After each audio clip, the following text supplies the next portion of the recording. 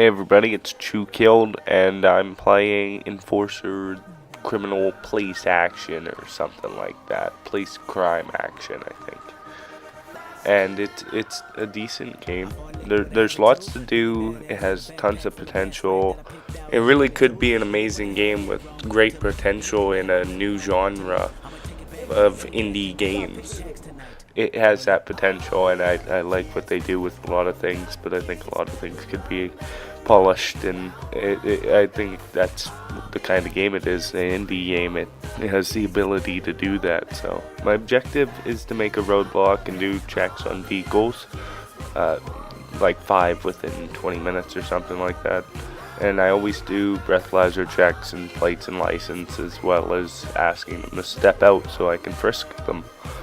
And you'd be surprised how many random criminals there are. One problem I want to quickly point out, you see above my shift timer in the bottom left corner, it has the current objective. Let me fast forward. The second you start interacting with things and people, it disappears. I find myself looking to see how much time I have left and it not being there. The small things do matter, and that's one thing I just wanted to point out, and hopefully maybe it gets fixed. A tip for when you finally arrest someone: make sure you don't park your cruiser too far away, because you can't sprint. You can only walk back to it when he's in cuffs. So park it close, but you end up chasing some people down, so it's not always possible. So in the current objective marker area, there's a warrant available, and it's currently timing out. I'll show you what that means later, but it's really cool. It's a nifty idea, and I like what they had in mind behind that. Here, I was just hauling down the street, and he pulled over when I had my lights on, like you're supposed to do in real life. So I'm like, oh, guess I'll go and check what he's up to. Just throwing out my road goings quick. And I normally you just don't pull people over randomly like that. And it's like, oh, okay, well, he's not drinking, driving, no problems with his vehicle. I'll just pull him out of his vehicle and do a frisk, do a quick frisk. And it tells me that he's wanted by the police. So that was a lucky catch. Good work by me. Good police offering skills. Police offering. Offering. Just pull over this semi truck, use a breathalyzer. He's been drinking and driving. He's probably gonna get fired for that. You don't do that on the job. He's speeding. Illegal license plate on the job. That's so fucked up, you know?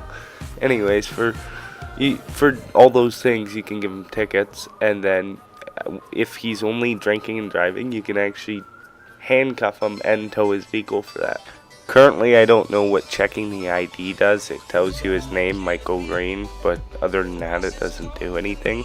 I'm hoping they'll improve on that by checking IDs. Like, you get a name of a suspect, and you have to go into a certain area with these certain looking people, and you gotta check all their IDs. I don't know. I think there should also be more character models for some variety. And I don't know why I keep doing tips, but it's kind of a tips video in this sense or regard. But if you bring 3 guys to the car, you can't have 3 guys in the vehicle. You can only have 2 in the vehicle, but then you call the police department, they come pick them up for 50 points less. So you get half the amount of points for calling them in instead of driving them in yourself, which is interesting because you can't fit 3 in your vehicle. So like, if you want to do a big scale operation, you really just can't.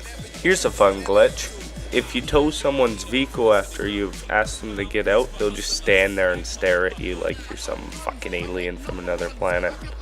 And like most games, the driving's like a monster truck on an ice rink, really.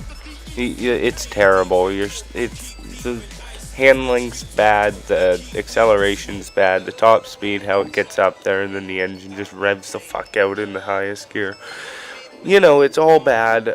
It could be fixed. They could do something with that. I don't know what. I'm no programmer, but...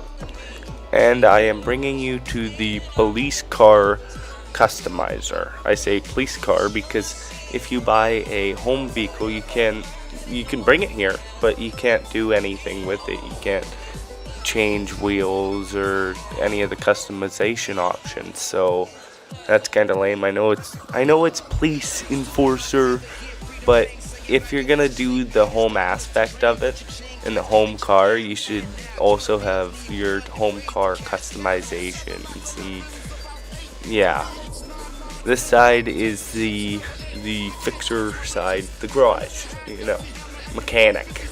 I don't have enough money though, so that's bad. And thus concludes my first day. I go back to the police station, I park the car, I go inside, I end my shift, and I go home. But first, it shows me my stats on the day, how many vehicles I pulled over, how many I towed, all the neat stuff. And one thing that just kills me inside is when you wake up in the morning and go on duty, your cop car's at home, and when you get off, your home car's at work. It just doesn't work because I didn't drive it there. A thing I really don't like about the map is if you look there at the top, it has an N for north. But if you're looking at the heads-up display radar map, the smaller map, it's to the right. Like, look where the star is for the police station, and then look in the top right corner, and it's facing to. Why would you switch the angle of your map? That's not nice. I have a hard time calculating where to go now because you don't even have a GPS system in the game. So flipping the map that way, I don't understand it. Here's your home. Here's your hub, at least on normal setting. I don't know about realistic. This is where you do everything. Up by my top left corner, those 3 bars, the orange, blue, and red ones. This is where you refill those so you can work your next day. This is where you sleep, you eat, you watch TV to help with stress. You can also go and call up family members, but I usually don't just because they sometimes don't answer, whereas you can constantly watch TV. Also, you got the interwebs, you got a store where you can buy furniture and things. Really cool. I actually really like this. There could be more added to it for items and other customization options, but for what it is, it's neat that they included it, and I think it's a really neat idea. Anyways, guys, this video is getting kind of long. I'll probably do another part 2 just for if it has a wave of curiosity on the game. Spent some time with my grandparents. You always call the grandparents up because they're always fucking home doing nothing. So when you call your grandparents, you end up at their house, or whoever you call, you end up at their place, and then you have to drive all the way home from a giant fucking map.